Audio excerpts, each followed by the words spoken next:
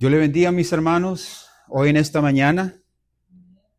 Es un privilegio estar con ustedes hoy y este mes de septiembre voy a compartir la palabra de Dios. Es una bendición para mí. Voy a estar compartiendo en la mañana y el servicio de la tarde también. Y les animo de que se sintonicen y que estén atentos. Yo sé que ya toman notas, pero los animo, si no lo hacen, que lo hagan. Así ustedes pueden tener ya disponible la enseñanza. Y es interesante y intrigante conocer la historia de amor de diferentes parejas en nuestra vida. Giros y vueltas de diferentes circunstancias de la vida que los lleva a conocerse, después amarse y finalmente casarse. También hay historias de amor entre hombre y mujer donde el marido se va a la guerra o va a un viaje al trabajo y va a haber un tiempo largo donde no van a estar juntos, que no se van a ver y van a estar separados. Y la despedida es triste y dolorosa.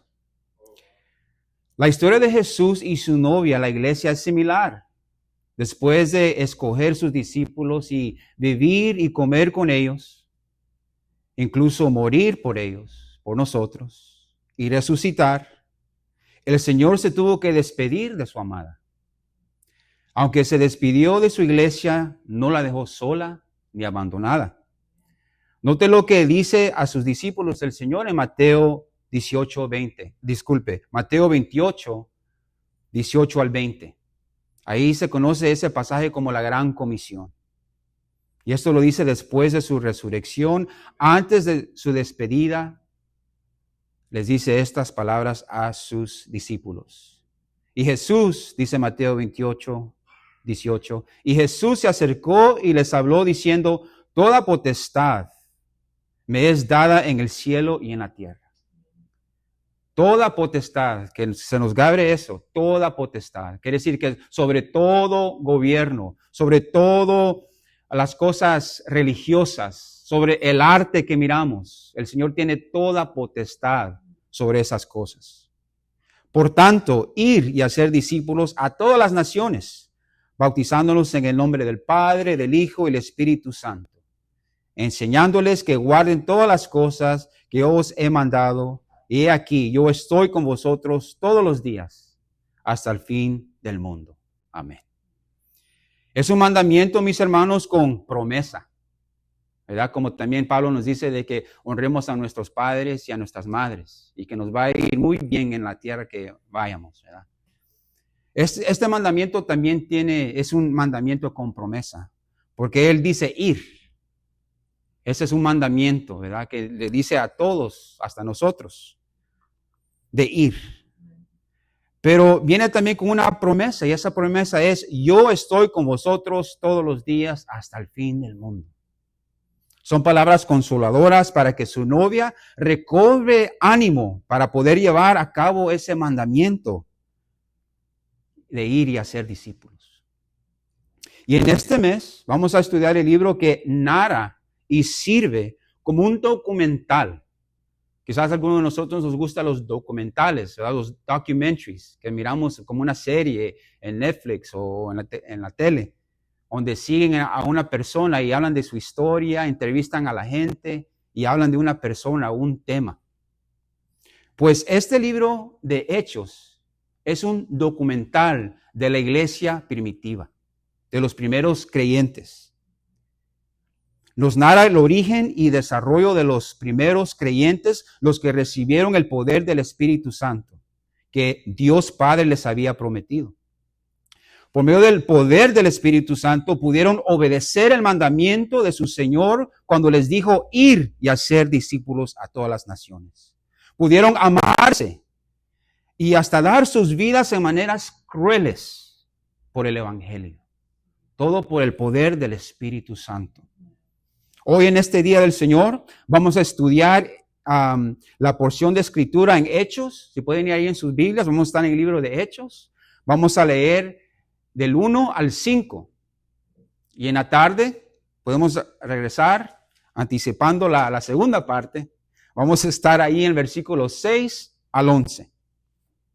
So, en esta mañana, mis hermanos, si se puede poner en pie, vamos a leer del versículo 1 al 5 en el libro de Hechos, capítulo 1.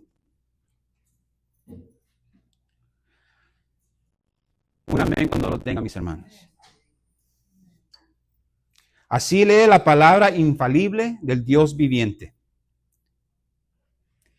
En el primer tratado, oh Teófilo, hablé acerca de todas las cosas que Jesús comenzó a hacer y a enseñar, hasta en el día que fue recibido arriba, después de haber dado mandamientos por el Espíritu Santo a los apóstoles que había escogido, a quienes también después de haber padecido, se presentó vivo con muchas pruebas indubitables, apareciéndoseles durante 40 días y hablándoles acerca del reino de Dios. Y estando juntos, les mandó que no se fueran de Jerusalén, sino que esperasen la promesa del Padre, la cual les dijo, oísteis de mí.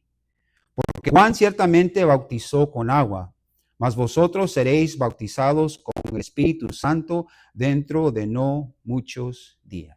Amén. Oremos, que el Señor bendiga nuestro tiempo juntos con la palabra. Padre, venimos, Señor, en el nombre de Jesús, dándote honra y gloria, Señor, y gracias que podemos presentarnos hoy en esta mañana para oír tu palabra. Muchos quieren oír tu voz, Señor, y te damos gracias que podemos oírla por medio de tu Espíritu Santo, por medio de tu palabra, Señor. Te pedimos que bendigas nuestro tiempo junto. Te lo pedimos en el nombre de Jesús. Amén y amén. Pueden tomar sus asientos, mis hermanos. Por medio de la inspiración del Espíritu Santo, esta obra estupenda fue escrita por un discípulo de Pablo, un médico griego que también escribió el evangelio que lleva su nombre. Ese es Lucas. En Colosenses 4:14 nos habla aquí Pablo, ¿quién es este Lucas? Si lo quiere notar, ¿quién es Lucas? Puede poner usted ahí Colosenses 4:14. Ahí dice, os saluda Lucas, el médico amado. Colosenses 4:14. Y en Filemón, sabemos que es un capítulo nomás, versículo 24 dice, Marcos, Aristarco, Demas y Lucas, mi colaboradores. So aquí miramos en estos versículos quién es Lucas. Él no fue apóstolo del Señor, pero fue colaborador con Pablo. Hechos es el segundo volumen que Lucas escribió y envió a Teófilo. En el primer volumen, su evangelio, Lucas escribió la historia de la vida de Jesús. Aunque no caminó con el Señor, Lucas es el único evangelista que escribe sobre la descendencia de Jesús hasta la ascensión de Jesús. Hechos continúa donde termina el evangelio de Lucas, con la ascensión de Jesús. Y después registra el progreso inicial del evangelio cuando los discípulos lo llevan desde Jerusalén. Acuérdense que Jerusalén es la capital de Israel y está en la provincia de Judea. Ellos llevan el evangelio de Jerusalén a través de Judea a Samaria y el resto del mundo mediterráneo. Parece que así se dice, mediterráneo. Gracias, hermana. Acuérdense que en ese tiempo no existía Estados Unidos, no existía Latinoamérica, no estaban poblados, ¿verdad? Por eso los discípulos pudieron llevar el evangelio a todo el mundo. Y se dice que Hechos es el libro sin fin. ¿Por qué? Porque el Espíritu sigue obrando en su iglesia. El libro de Hechos todavía está abierto porque la iglesia todavía existe. El Espíritu Santo sigue obrando en la iglesia. No de la misma manera por medio de los apóstoles, aunque usted oiga que hoy en día hay muchos apóstoles. No. Pero sigue regenerando el Espíritu Santo a corazones por medio del evangelio, añadiendo a su iglesia creyentes y dándoles dones para servir en la iglesia. Todo para la honra y la gloria del Dios Trino. Por eso el Espíritu Santo sigue orando y el libro de Hechos todavía está abierto hasta que el Señor venga por su iglesia. Y Hechos forma un puente. El libro de Hechos, mírelo como un puente de los evangelios a las cartas de Pablo. Porque imagínense si no tuviéramos el libro de Hechos, no supiéramos quién era Pablo, no supiéramos su historia, cómo él llegó al evangelio, porque Hechos nos dice cómo Pablo fue salvo. Hechos es como un puente, se puede decir. Es muy importante el libro de Hechos. Y también muestra cómo los apóstoles llevaron a cabo la obra de Cristo y podemos ver el trasfondo histórico desde Romanos hasta Apocalipsis. Y es una breve introducción, mis hermanos.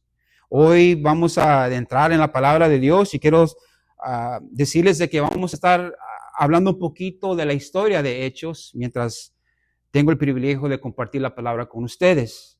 Porque tengo el honor de compartir este libro, porque si usted se acuerda, cuando yo comparto la palabra de Dios, siempre es un tema, ¿verdad? Y yo le pedí a Pastor si era posible de comenzar el libro de Hechos y terminarlo.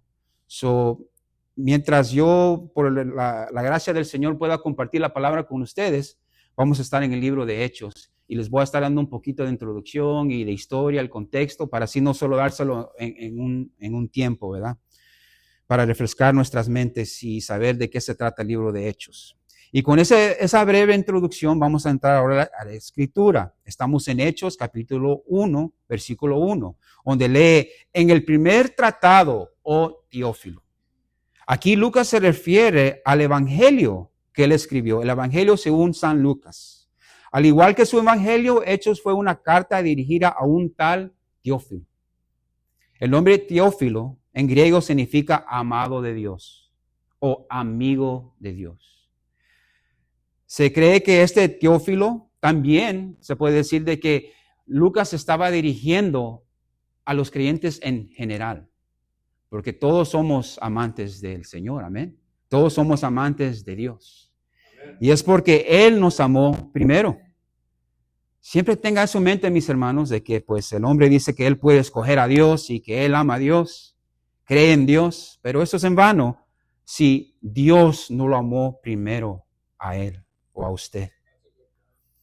Porque en primera de Juan 4:19 nos dice, nosotros le amamos, primera de Juan 4:19, nosotros le amamos a él porque él nos amó primero. Wow, qué privilegio de ser amados por el Señor. Si realmente hemos abrazado el amor de Dios por la fe, es porque Él primero nos amó. Entonces este amor debe de obrar en nosotros día tras día, mis hermanos. Cuando nosotros nos sentimos animados, y claro, todos nos sentimos animados, los sentimos lejos del Señor. Pero recuerde de que el Señor lo ha amado a usted primero. Y ese amor debe de morar en nosotros. No se vaya a ofender si alguien en la calle le diga que usted es un Teófilo. ¿Verdad? Ahora usted ya sabe lo que significa eso, porque no soy muy amable, ¿verdad? Teófilo, ¿qué es un Teófilo? Usted es amado de Dios. Usted ama al Señor porque Él primero lo amó a usted. En el primer tratado, oh Teófilo, hablé acerca de todas las cosas que Jesús comenzó a hacer y a enseñar. Eso es lo que escribe aquí en el primer versículo Lucas. Todas las cosas que Jesús comenzó a hacer y a enseñar. Y hay que ir a este primer tratado, que es Lucas. Ponga ahí su dedo en Hechos, o ponga una nota ahí, o no sé. Pero vamos a ir a Lucas 7, 21, 22. Para leer estos versículos, ver este primer tratado, porque Lucas se está refiriendo al Evangelio de Lucas, y vamos a ver un breve resumen de las cosas que hizo el Señor, hablando de las cosas que Jesús comenzó a hacer y enseñar. Lucas 7, 21, 22. Y para darle un contexto nomás rápidamente, aquí es donde cuando Juan está en la cárcel, Juan el Bautista, lo metieron en la cárcel porque él exhortó a Herodes de que él no debía estar con la esposa de su hermano y lo meten en la cárcel. Y en un tiempo de duda, Juan que era el mensajero de Dios, abriendo el camino para Jesús, él manda mensajeros a preguntarle al Señor, ¿eres tú el que había de venir o esperamos a otro? Imagínense. Pero aquí leemos las cosas que hizo Jesús. Dice, esta fue la respuesta que Jesús le dio a estos hombres. En esa misma hora sanó a muchos de enfermedades y plagas y de espíritus malos, y a muchos ciegos les dio la vista. Y respondiendo Jesús a estos mensajeros, les dijo, id a decir, saber a Juan lo que habéis visto y oído. Los ciegos ven, los cojos andan, los leprosos son limpiados, los sordos oyen, los muertos son resucitados, y a los pobres es anunciado el evangelio. Esas son las cosas que Jesús comenzó a hacer y a enseñar, mis hermanos. Un breve resumen de, aquí miramos el ministerio que tenía el Señor aquí en la tierra cuando Él caminó. Este fue el ministerio del Señor, de sanar a los enfermos, limpiar a los leprosos. Estas son cosas de pecado, mis hermanos. La enfermedad, el leproso. Estas son una manifestación de los pecados. Resucitó los muertos. También la muerte, ¿verdad? El pago el pago del pecado es la muerte. Y el Señor estaba resucitando a los muertos.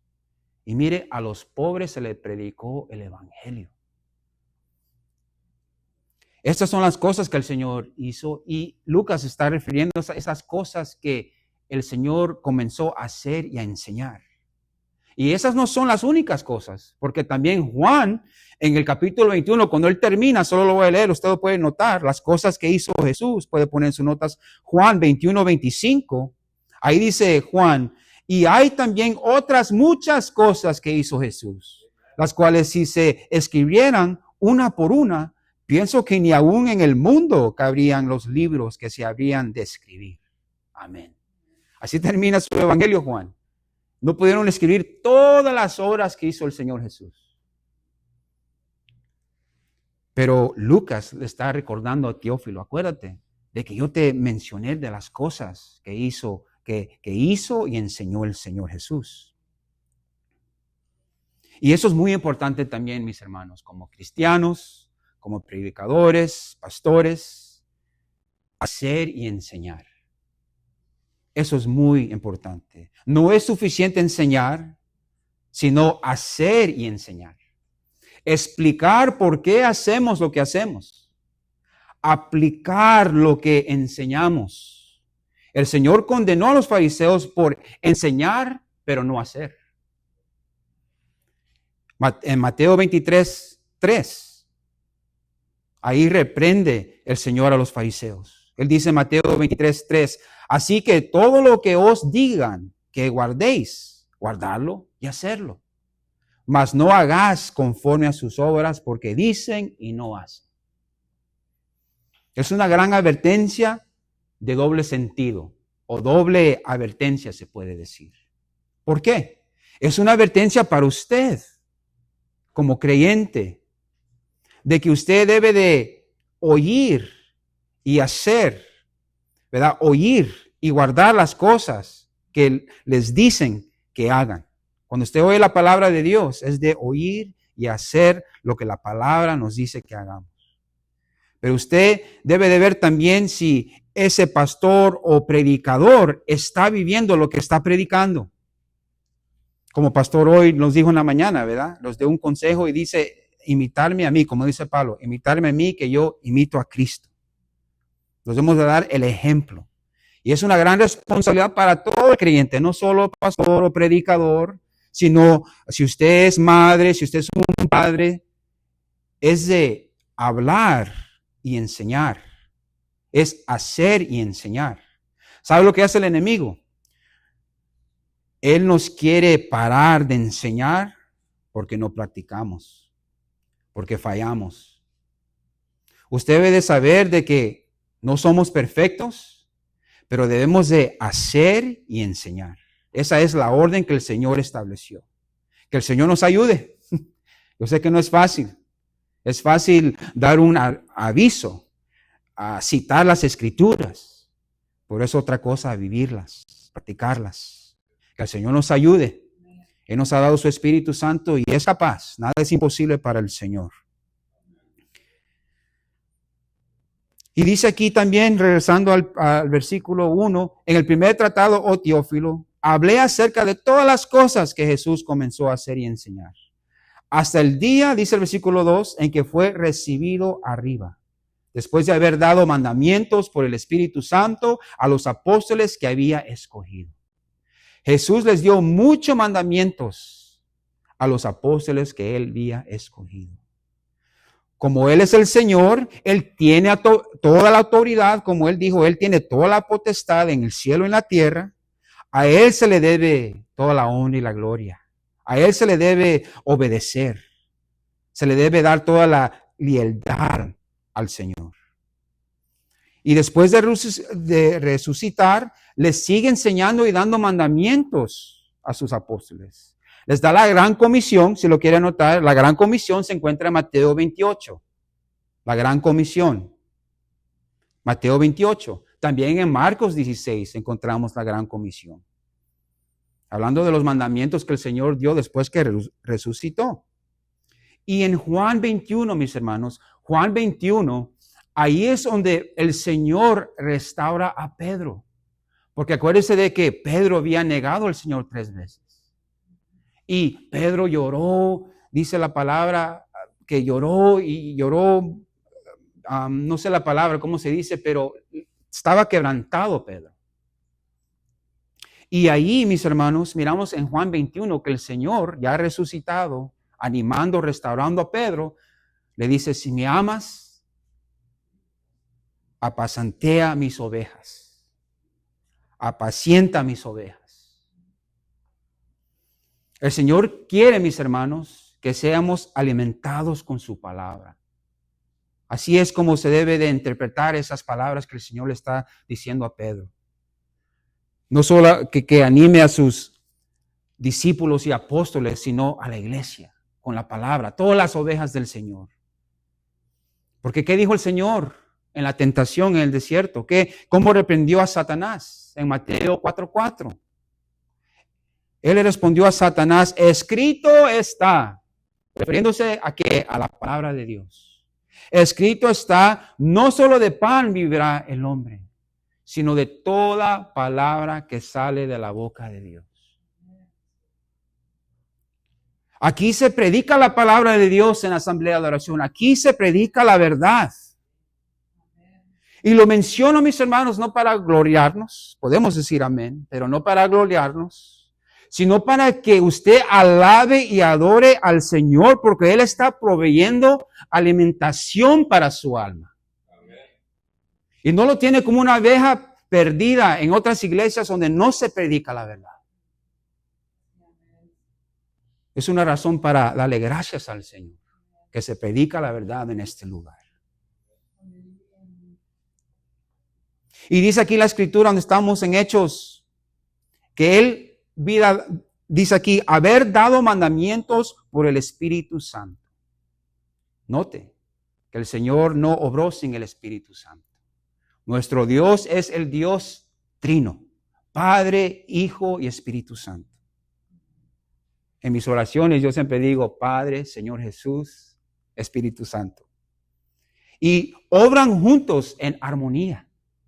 Estas cosas son espirituales, mis hermanos, las cuales el hombre carnal no puede comprender. Y el Señor vino obrando con el poder del Espíritu Santo. Y aquí dice la Escritura que Él dio estos mandamientos por el Espíritu Santo a los apóstoles que Él había escogido. En este grupo de apóstoles, mis hermanos, confundidos, no muy educados, estaba el pueblo de Dios. Porque estos mandamientos no se los dio al mundo, sino a los apóstoles. ¿Qué dice la palabra? Que Él había escogido. Se ve el patrón de escoger en las Escrituras. Se ve el patrón de escoger a su pueblo. Abraham fue escogido de entre una nación pagana. Isaac fue escogido sobre su hermano Ismael. Jacob, dice la escritura, que el Señor amó a Jacob y aborreció a Esaú. La nación de Israel fue escogida y no la poderosa Egipto. El rey David sobre Saúl. Y note aquí lo que dice la escritura. El Señor no escogió a los fariseos y a los escribas ni los abogados de la ley. Aquí Lucas nos dice que Jesús le complació en escoger a estos pescadores, no muy educados, para establecer su iglesia. Yo me animo cuando oigo eso y cuando sé de que el Señor no fue buscando a los más inteligentes, los más sabios. Y nosotros estamos aquí de diferentes trasfondos, diferentes niveles de educación. Somos hijos de Dios y fuimos escogidos por Él. Él nos escogió de entre las tinieblas, de diferentes pecadores, entre familias. El Señor siempre ha escogido a su pueblo y es de alabarle por eso, porque eso nos enseña de que todo es por gracia, porque nosotros no lo merecemos. Él ya nos había escogido desde antes de la fundación del mundo, dice la Escritura en Efesios. Aleluya. Si usted está aquí hoy en esta mañana, si usted está interesado en las cosas del Señor, es porque el Señor lo ha escogido.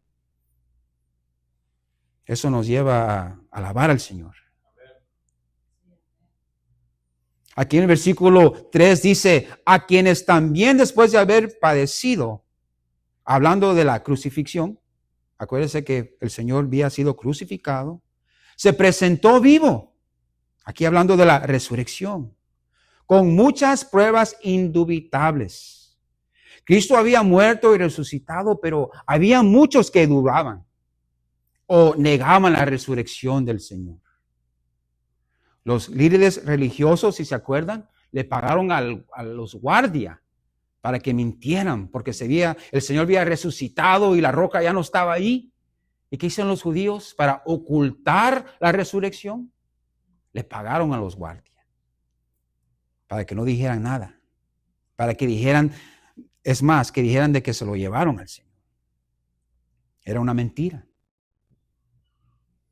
Y no solo el mundo incrédulo niega o duda, o dudaba, se puede decir, de la resurrección, pero también habían creyentes en el tiempo del Señor Jesús que se apareció ahí enfrente de ellos y todavía dudaban. En Mateo 28, 17 dice, y cuando le vieron, Mateo 28, 17, y cuando le vieron, le adoraron, pero algunos dudaban. Cuando Cristo se predica, mis hermanos, en la iglesia van a haber unos que creen y otros que todavía no están convencidos que el Señor resucitó, o quizás el Señor murió en la cruz. Quizás algunos ni creen que existe Dios.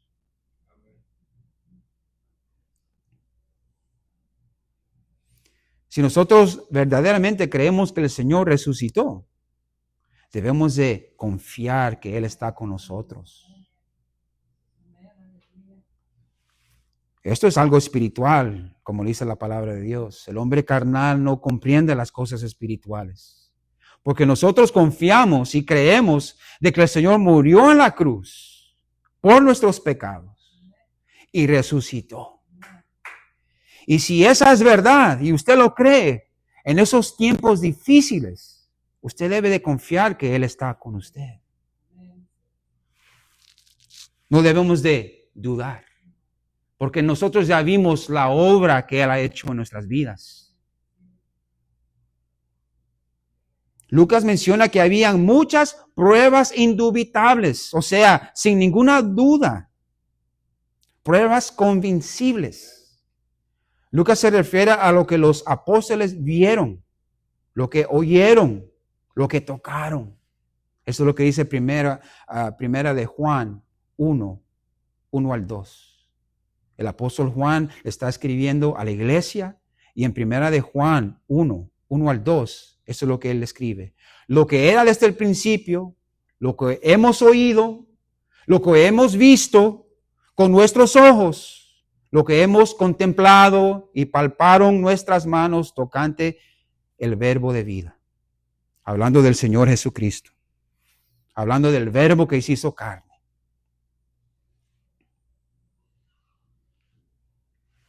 Estos varones experimentaron al Señor Jesús. Vivieron con Él, lo vieron, comieron con Él, caminaron con Él. Lo experimentaron con todos sus sentidos al Hijo de Dios. Y todavía había unos que dudaban. Aquí en Hechos nos dice, apareciéndoseles el Cristo resucitado durante 40 días y hablándoles acerca del reino de Dios. Lucas dice que el Señor estuvo ahí con ellos 40 días. Entre esos 40 días el Señor no solamente se les apareció una vez, sino varias veces. Vi un comentarista donde dijo que el Señor se apareció 10 veces a sus apóstoles, a sus discípulos. Durante 40 días apareció el Cristo resucitado. Quizás su cuerpo cambió, porque era un cuerpo resucitado. Eso sí cambió, su sustancia del cuerpo. Pero en su enseñanza y su enfoque era igual. Eso no cambió. Él seguía enseñando sobre el reino de Dios. Todavía está en los negocios de su Padre. Después de la resurrección, el Señor no vino predicando otras cosas o enseñando otras cosas, sino confirmando de lo que Él había predicado, había enseñado. De que Él iba a morir, al tercer día iba a resucitar. Y debemos nosotros seguir en los negocios del Padre. Nosotros como discípulos del Señor, es el Maestro, nosotros debemos estar en los negocios de nuestro Padre Celestial. Como padre a mí me toca compartir los negocios de mi Padre con mis hijos. Hablarle a mis hijos del reino de Dios. No es mal, mis hermanos, leer el periódico. ¿Verdad? Quizás ni se lee ya el periódico. Nosotros hagamos las noticias en nuestros teléfonos, en las redes sociales, ¿verdad? En el Face. Y no es mal estar al día de las noticias políticas, ¿verdad? Los deportes, algunos que nos gustan. No es pecado. Pero es el deber de todo cristiano estar al día con los asuntos del reino de Dios. ¿Y dónde vamos a encontrar los asuntos, los negocios del reino de Dios? Sino que en la palabra de Dios. Nos toca a nosotros leer la palabra de Dios, estar atentos al día de lo que el Señor quiere para nosotros. No solo le queda pastor, no solo le queda a los ancianos, nos queda a todos, a los niños, a los jóvenes, de leer las Escrituras. El versículo 4 aquí en Hechos capítulo 1 dice, y estando juntos, les mandó que no se fueran de Jerusalén, sino que esperasen la promesa del Padre, la cual les dijo, oísteis de mí. Los apóstoles y los discípulos de Jesús estaban todavía en Jerusalén.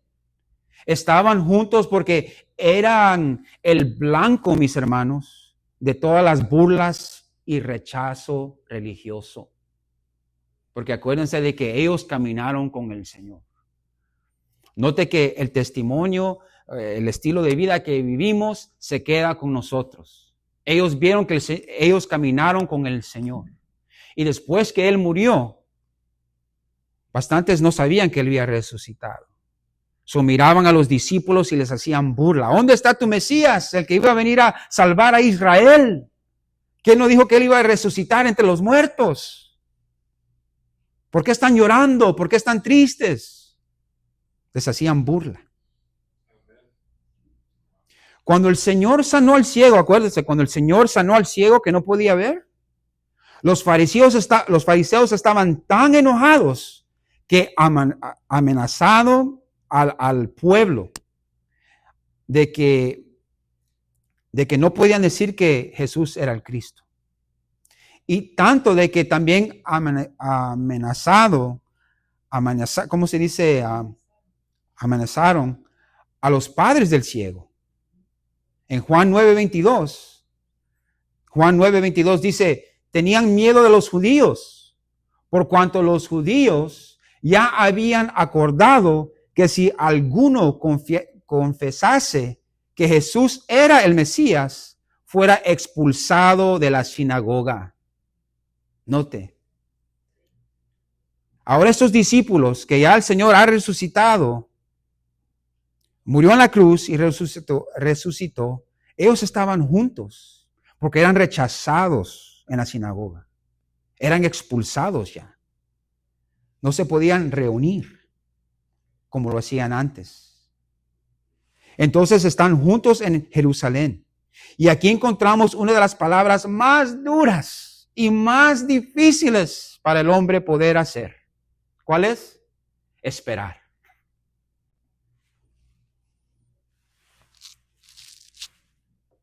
Porque aquí les dice en el versículo 4 que no les mandó, es un mandamiento, que no se fueran de Jerusalén, sino que esperasen.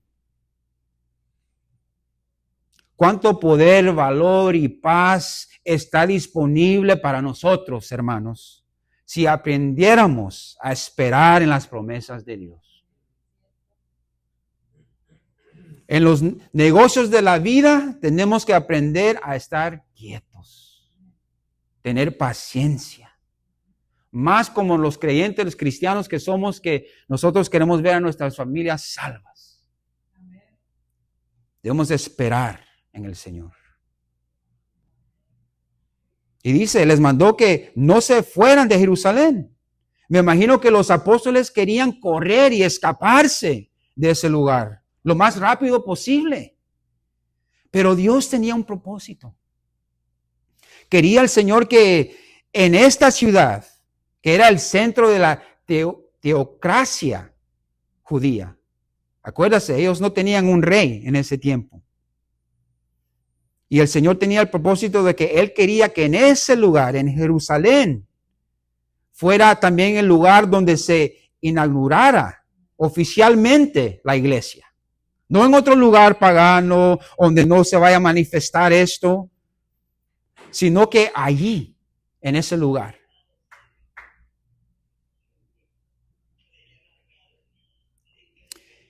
Gloria a Dios. Y Él quería que allí recibieran la promesa del Padre. Esto sería un sello o confirmación cuando el templo fue destruido 40 años después. ¿Por qué? Porque después que el Señor murió, el templo fue destruido, confirmando que de ahí en adelante se iba a adorar al Padre, como dijo el Señor Jesús, en espíritu y en verdad. Que no iba a ser en un templo, sino que iba a ser la adoración al Padre en espíritu y en verdad. En Juan 4:24 nos dice eso. Y Dios quería que se manifestara. En esta manera, Él iba a exaltar, iba a dar gloria a su Hijo, de que no fue algo que fue en lo oscuro o algo que nadie se dio cuenta, sino allí en la ciudad de Jerusalén iba a ver todo el pueblo de que esto era real, de que el Señor había resucitado. ¿Y por qué? ¿Por qué? ¿En qué manera? Pues iba a caer el Espíritu Santo sobre estos apóstoles. Y dice la palabra de que todas esas naciones que estaban ahí, todos los judíos eran de diferentes naciones. Es como si tuviéramos aquí una reunión y vienen diferentes hermanos, diferentes iglesias y vienen quizás algunos de afuera del estado. Así era la escena ahí. Comienzan a hablar en su lenguaje y ellos pueden entender lo que se les estaba comunicando. El Señor quería que el Señor sea exaltado ahí en Jerusalén. Por eso Él tenía el propósito de que se quedaran ahí y que esperaran la promesa del Padre. Debemos de tener paciencia, esperar en el Señor. Quizás en esta mañana, mis hermanos, no sé, el Señor le está diciendo a usted, espérate, ten paciencia, espérame a mí, que yo obre. Porque cuántas veces nosotros queremos hacer las cosas, arreglarlas nosotros y nos va de mal en peor. Nuestro instinto es de escaparnos de un problema, de una situación. Pero el Señor nos llama a esperar en Él. Mire lo que nos dice Isaías. Si quieren notar, esperar en el Señor, Isaías 40:31. Isaías 40:31 dice la palabra. Pero los que esperan a Jehová tendrán nuevas fuerzas. Levantarán alas como las águilas. Correrán y no se cansarán. Caminarán y no se fatigarán. Pero ¿qué hacemos nosotros cuando no esperamos en el Señor? Nosotros entrecambiamos las nuevas fuerzas por las mismas debilidades. No corremos y nos cansamos. No caminamos y todo el tiempo nos encontramos fatigados. ¿Todo por qué? Por querer arreglar las cosas a nuestro tiempo, a nuestra manera, en nuestra propia fragilidad. Dice Isaías, los que esperan a Jehová tendrán nuevas fuerzas, levantarán las alas como las águilas. Levantarán alas como las águilas. Pero si no esperamos, lo único que se nos levanta a nosotros es la presión. Por el estrés que viene, ¿verdad?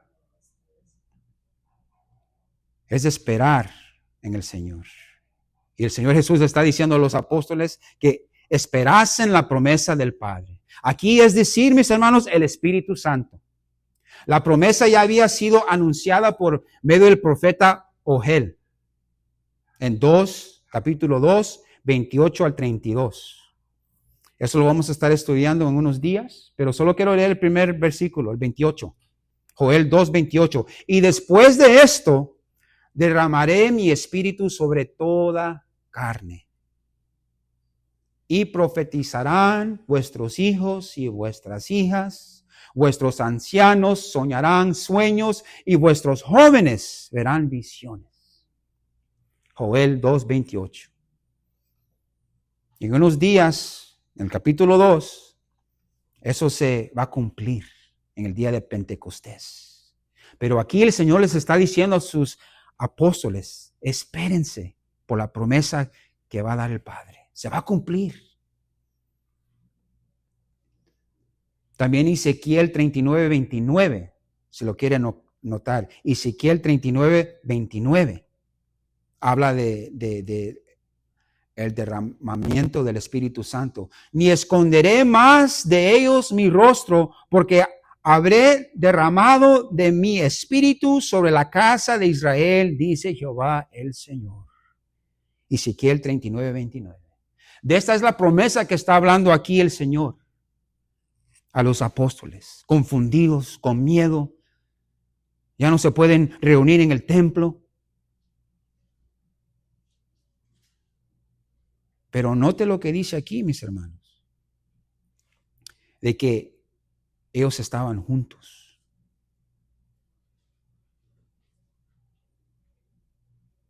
Ellos estaban juntos.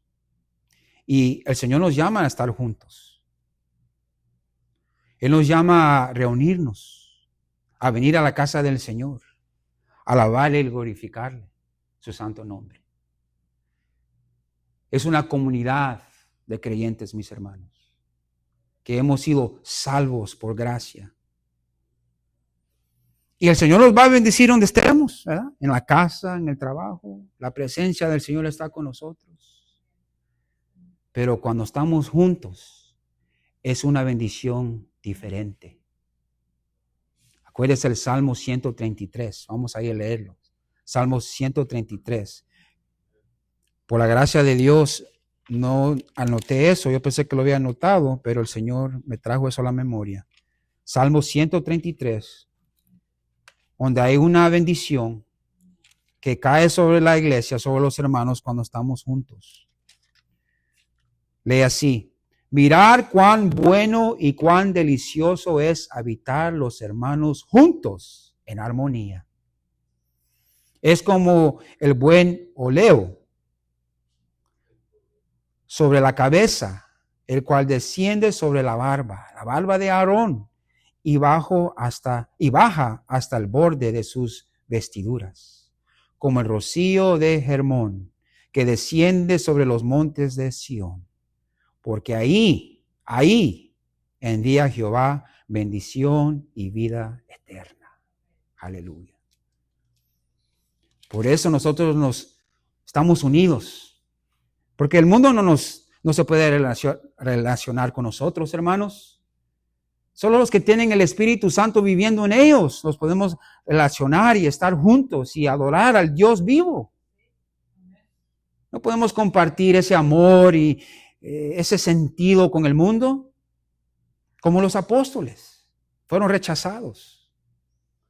Alguien te puede soportar hablar del Señor Jesús hasta un punto, ¿verdad? Después ya quieren cambiar la práctica. Pero aquí tenemos la libertad de hablar del Señor. Dar testimonio de lo que Él ha hecho en nuestras vidas.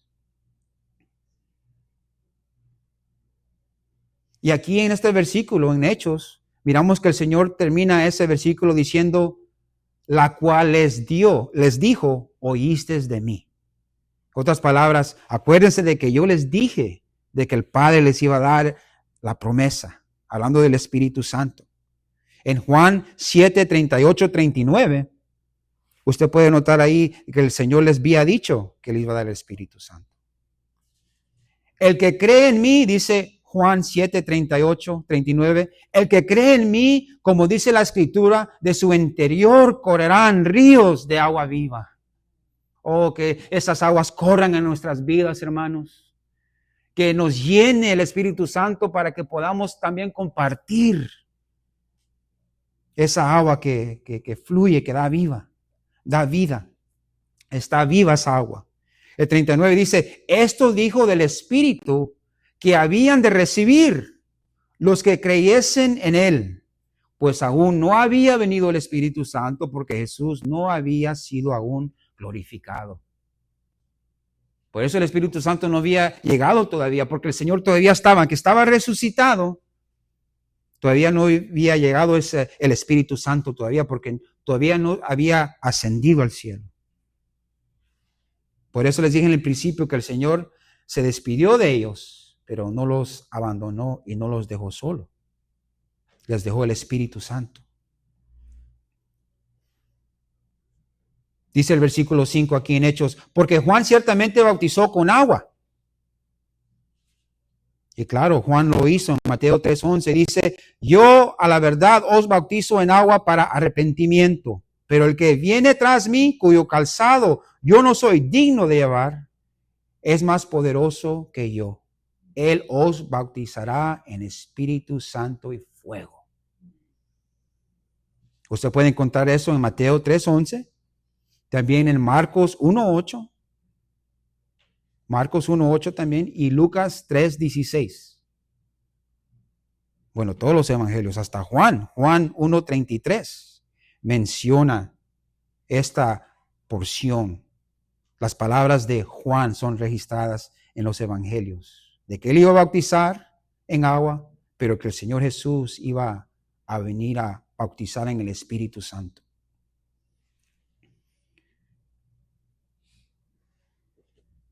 Mas vosotros seréis bautizados con el Espíritu Santo dentro de no muchos días, dice aquí en Hechos 1:5. La idea de ser bautizados, hermanos, es de ser sumergido o cubierto en algo. Así como Juan bautizaba a la gente en agua, y todavía lo hacemos, del arrepentimiento de nuestros pecados, como mandamiento de Jesús, de que fuéramos bautizados, acuérdense, ir a ser discípulos de todas las naciones, bautizándolos. Así también estos discípulos iban a ser sumergidos en el Espíritu Santo, bautizados en el Espíritu Santo. Y hay varias interpretaciones de lo que significa ser bautizado en el Espíritu Santo. Hablar en lenguas, dicen algunos, lo que han experimentado. Pero muchos ponen mucho énfasis en ello. Y hay divisiones en la iglesia, porque hay unos que no han hablado en lenguas y hay esos que tratan de formular o conjurar algo para que el Espíritu Santo llene a tal persona para que pueda hablar en lenguas. ¿Y qué es lo que pasa? Pues la gente, como es débil, quiere ir con la corriente, comienza a hablar babosadas, disculpen. Acuérdense que en la palabra nos enseña de que las lenguas son lenguajes, mis hermanos y hermanas. Y si usted va a hablar en lenguas, usted tiene que tener a alguien que me va a comunicar lo que usted está hablando. Si no va a haber desorden. Y nuestro Dios no es Dios de desorden.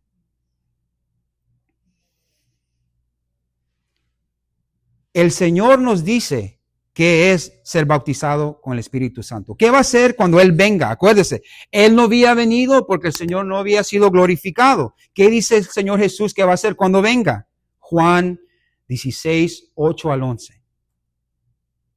Ser bautizado con el Espíritu Santo, pues el Señor nos va a decir qué es eso. Juan 16, 8, 11.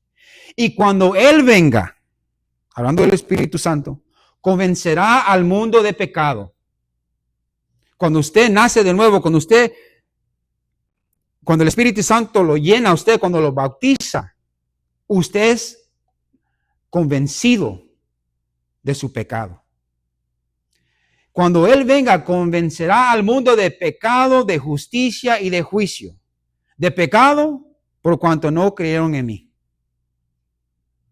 Cuando uno es lleno del Espíritu Santo, lo lleva a arrepentirse de sus pecados.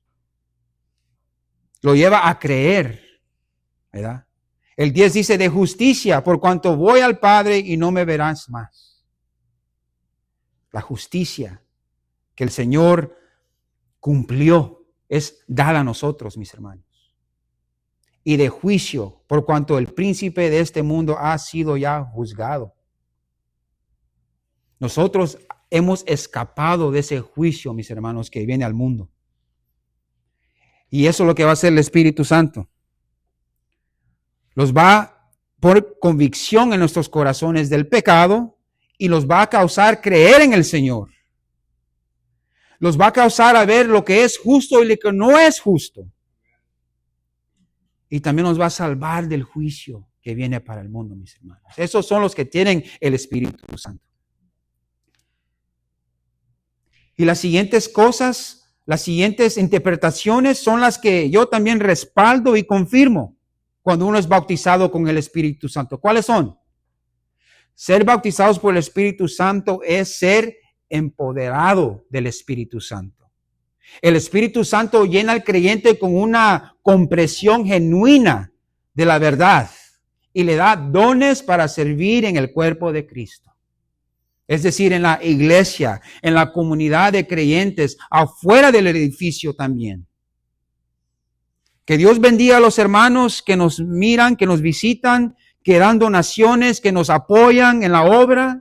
Quizás no vienen a esta iglesia, pero ellos saben de que sirven y aman al mismo Dios, llenos del mismo Espíritu, que nos ayudan aquí también. Que Dios los bendiga. Eso es ser lleno del Espíritu Santo. Querer obrar para el Señor. También que miramos ¿qué quiere decir ser bautizados por el Espíritu Santo? Confirma nuestra unión con Cristo. El Espíritu Santo une al creyente con Cristo y con los demás creyentes en el cuerpo de Cristo. Diferentes partes. Acuérdese, cuando usted piensa cuerpo, literal. Ojos, cabeza, boca, brazos, manos, pies. Todo lo necesitamos. Nos necesitamos unos a los otros. Formamos cuerpo de Cristo. Y esto viene con el nacimiento, mis hermanos. Ser bautizados con el Espíritu Santo es el renacer de nuevo por el Espíritu Santo. Los apóstoles iban a ser bautizados con el Espíritu Santo, transformando a esos confusos pescadores, deseducados, que dudaban, a hombres valientes que iban a dar sus vidas por el Evangelio. Y muchos no quieren enfocarse en esa parte de ser bautizados en el Espíritu Santo, sino hablar en lenguas y hacer otras cosas. Pero la palabra nos dice en Hechos 4:13 nos dice qué pasó con estos apóstoles que tenían miedo. Acuérdense que Pedro negó al Señor. Acuérdense que el Señor murió solo. Los apóstoles estaban ahí, los discípulos estaban ahí, pero estaban de lejos. Y note después que fueron bautizados con el Espíritu Santo lo que hicieron. Hechos 4:13 dice, entonces viendo el denuedo de Pedro y de Juan, y sabiendo que eran hombres sin letras y del vulgo, se maravillaban y les reconocían que habían estado con Jesús. Eso es poderoso, mis hermanos. Estos fueron los apóstoles que recibieron el poder del Espíritu Santo. Fueron bautizados por el Espíritu Santo. ¿Y qué les dio? Les dio valentía de compartir las buenas nuevas con las autoridades que los querían matar. Que el Señor nos dé la valentía a nosotros, el denuedo para compartir el Evangelio. ¿Para qué? Para que ellos puedan reconocer que nosotros hemos estado en la presencia de Jesús. Pero si traemos confusión, si traemos lenguas y no están las cosas en orden, ¿usted piensa que la gente va a pensar que usted está en la presencia de Jesús? Quizás alguien sí. Usted se va a mirar muy espiritual, pero usted no está mintiendo a Dios. Ese es el fruto del Espíritu, ¿verdad? Cuando nosotros estamos en la presencia del Señor. Que la gente puede ver que hemos estado en la presencia de Jesús. Como estos líderes vieron a estos hombres que anunciaban el Evangelio con valentía. Eso es ser bautizados con el Espíritu Santo. Que el Señor nos ayude, amén. Bueno, mis hermanos, con esto quiero concluir. Estamos aquí en Hechos capítulo 1, 1 al 5.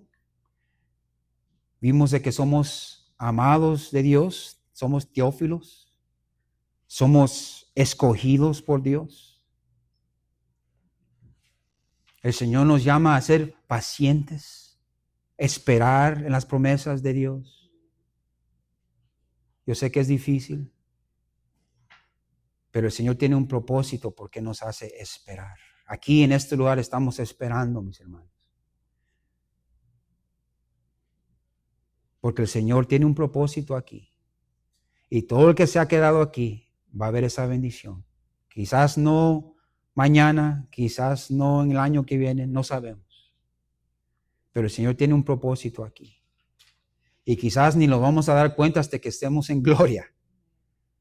Pero el Señor nos dice que nos esperemos, ser paciente. El fruto viene y ese fruto permanece cuando es obra de Dios y no del hombre.